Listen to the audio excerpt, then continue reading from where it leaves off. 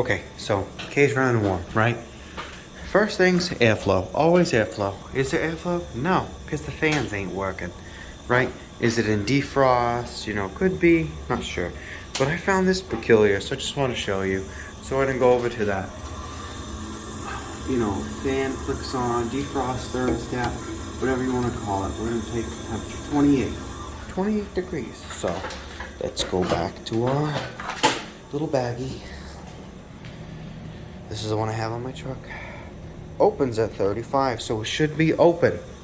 So let's give this a test. Well, we can test voltage to see, you know, is the drain pan running compared to the fans? But this one's actually kind of an interesting one. Now watch this.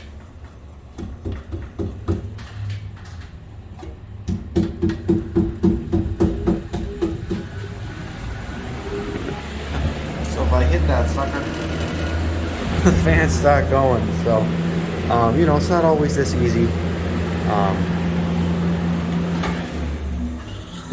But I would say that that's a pretty clear bag. So that's supposed to be closed. It's at the right temperature, but it's not. So yeah, I think that's our issue. And so a couple symptoms of it was the back of that was all iced up and everything because there's no airflow, so it's freezing all the moisture to it. So you know, what you can also do is you can see, you know, that's going to, when it's in defrost, when that raises up to the temperature, it will turn on the drain pan heater. So you can go over here and you can see, you know, okay, heater number 2 right there.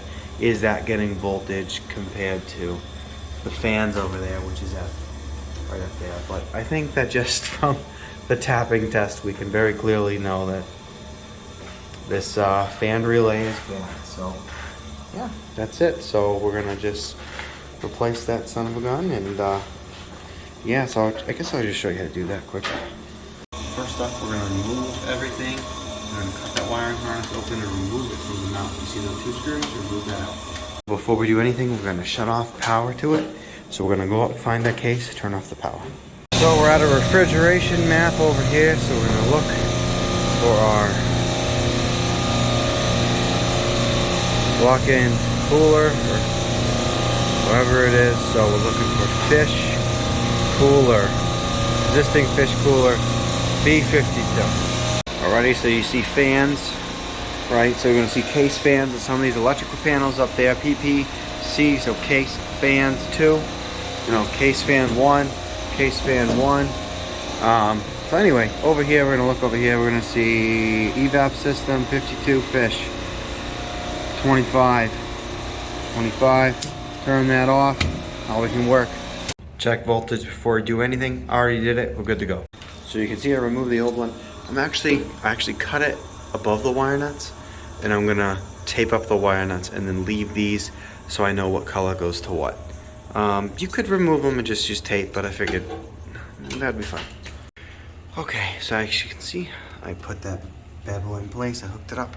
I use spade connectors because the next person that comes and troubleshoots this thing will thank you. I taped up those crimps. Good to go. And now I'm gonna go upstairs, turn on the power, test it. Actually, maybe I'll set it up so it's neat, and then I'll go turn it on and test it. Alrighty there, so see, fans are on. Looks good to go to me. See, it's all, I tied it all up. I zip tied it to there. So you gotta think to yourself, this got to be out of the way for like 5 years or something. So, you know, just zip tie it up and everything. Let me just tap it, make sure. Yep. So I'm just hitting this thing, make sure, you know, there's nothing else loose or something. I also, just worth noting, I also cleared out the drain pan because it ends up that relay was like stuck in the middle. So the drain pan wasn't working either. So if you see there's ice in there, clear out that ice too. So yeah, that's how you do it. So that's a fan relay on call for this Trenton product evap coil. Yep.